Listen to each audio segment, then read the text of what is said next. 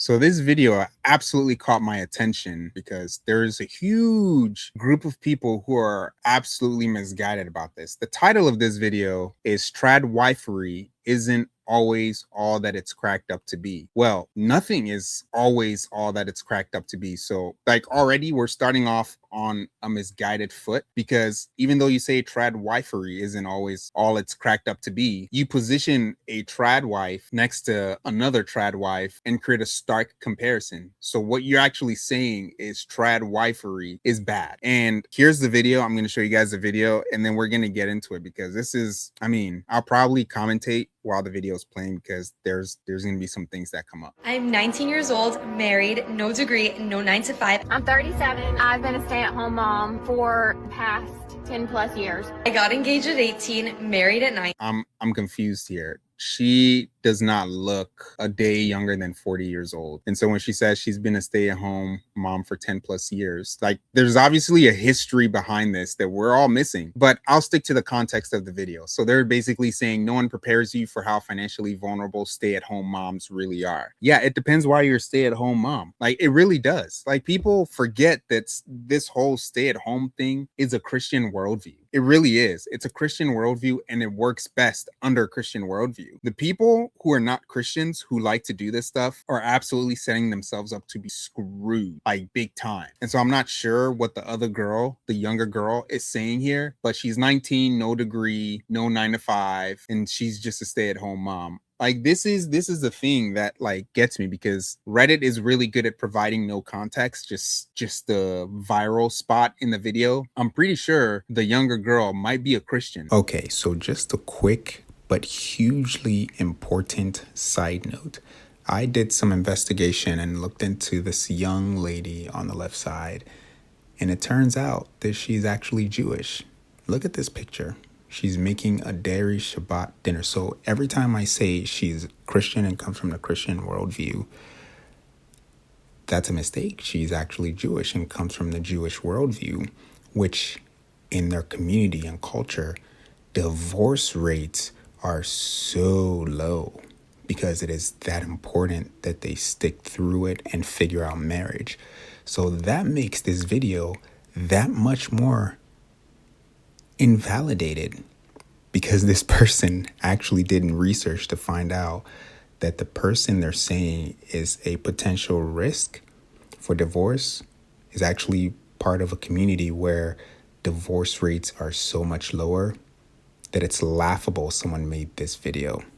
And she might be saying stuff like this for, shock factor or whatever, but it still stands. We're provided no context, so that's how we're going to react to this. If she's saying all of these things online without a given context in mind, then you're really misleading people, because I will show you guys how traditional wifery is basically a trick. It's as much of a trick as telling all women to go to work and make money for themselves. It really is. I'll show you why. I got engaged at 18, married at 19. 2 weeks ago, he told me that he wants to move forward with divorce. I didn't go to college. I have no income. I don't have a job. I have no money. And I'm not getting one. I use my husband's credit card and I use my husband's money.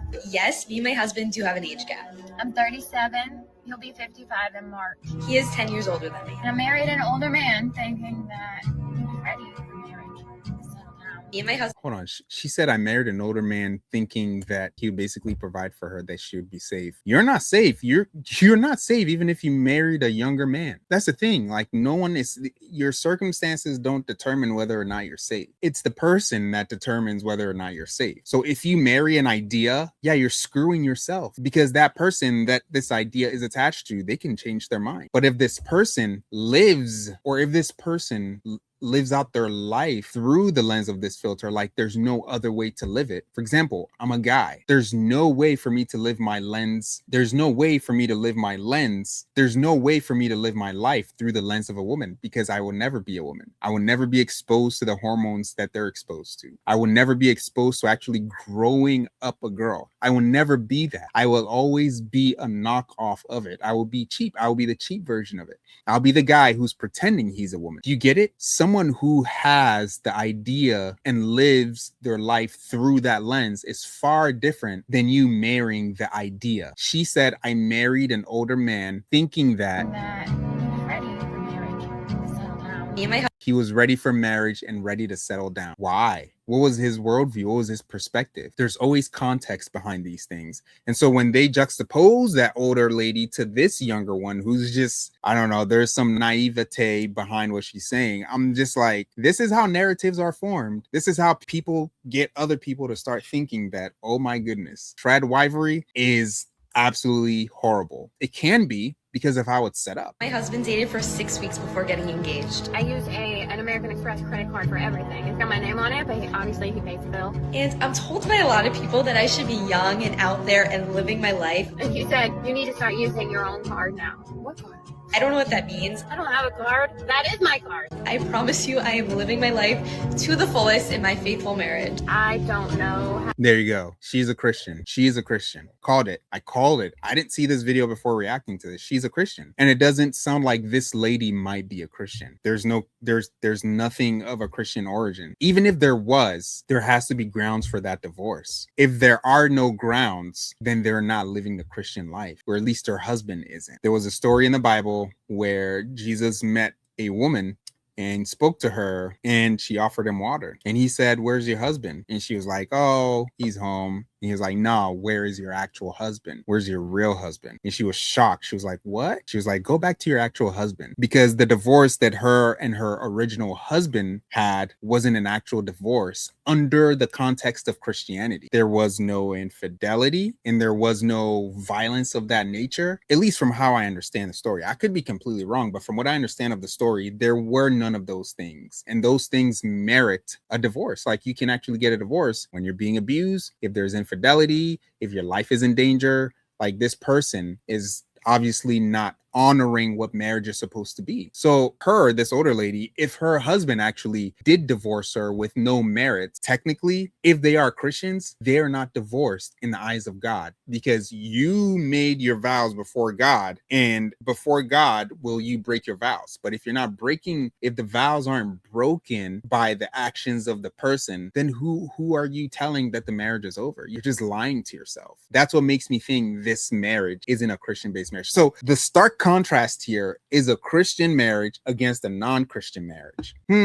I wonder why people think tradwifery is horrible, because you're not comparing two tradwives with the same perspectives or the same marriage. You're comparing a secular person to a Christian person. And whenever you do that, you could create any narrative that you want. How to take care of myself. I'm 19 years old, married, no degree, no 9 to 5. I don't, like, it's just terrifying. And I'm exactly where I want to be. I'm going to pull up the verse. 19 years old, married, no degree, no 9 to 5, and she's exactly where she wants to be. If, one, she's a Christian, two, she understands why she stays at home. At least America did a couple of decades ago. You guys heard her say she's of the faith, which means she's a Christian. And this is what she's referencing. If this is the actual life that she's going to live, she'll have no problem if the husband decides to divorce her unmerited. But like, if she's this, then why would he ever divorce her? That's the real question. So some of the things that she does that shows you that a wife who stays at home isn't just staying at home to bake you cookies and make you dinner and all these things. Like, she is doing some of these things. She selects wool and flax and works with eager hands. She is like the merchant ships bringing her food from afar. She gets up while it's still night, and she provides food for her family and portions for her female servants. She considers a field and buys it. Out of her earnings, she plants a vineyard. She sets about her work vigorously. Her arms are strong for her tasks. She sees that her trading is profitable, and her lamp does not go out at night.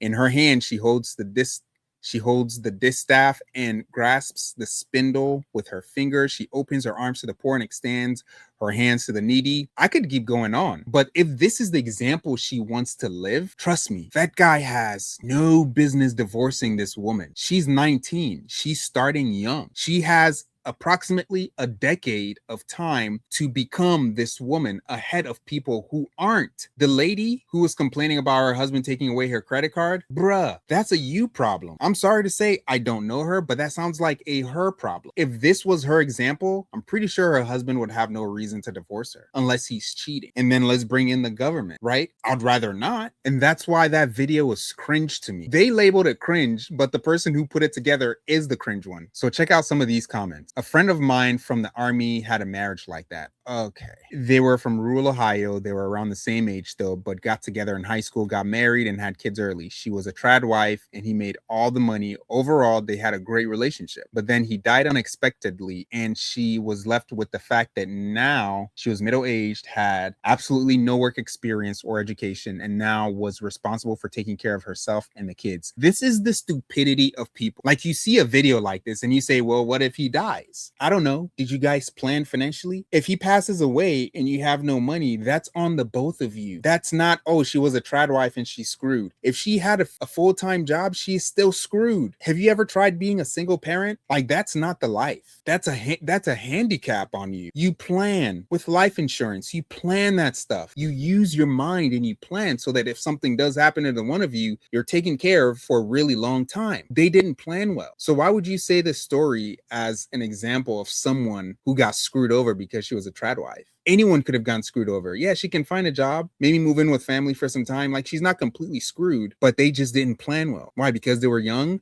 Not just that, because no one taught them when they were young that you want to marry young and have kids and go to the military. Bruh, you better plan well. You better protect your wife. No one told them that. And so they're screwed. Not because of trad wife, but because of bad planning. Someone else said, I have a friend who has been dating her boyfriend for 5 years. They live together. He pays all the bills, her car note, food, everything, and he has no plans of marrying her. She quit her big girl job. I just have this bad feeling that she has put herself in a situation that is very insecure if he were to decide one day he wants a change. 10-year age gap is also at play. Yeah, like, none of these examples are valid of why being a trad wife is so bad, if given the context of what I just read about what a trad wife actually does. That's why I don't think a trad wife is actually the right thing. I know I've said trad wife is this and that, but trad wife isn't the goal. An entrepreneurial wife is the goal. An entrepreneurial, so hard to say, an entrepreneurial wife who is an entrepreneur for the sake of her home, not for the sake of owning a business like every woman wants to do. I own a beauty salon. How does that benefit your household? Yeah, bring in the money, but it takes you away. Like the lady we just read about, she makes the money based on some things she's put her hands into. And then she takes that money, puts it into something that are all directly bringing resources into the home, not just money. If you focus on just money, you're going to be gone all the time. And then you're going to expand your kids to someone outside of your home to take care of your kids, which isn't what you want. If you guys got any value out of this, drop a like, subscribe, and I'll catch you guys on the next video. Peace.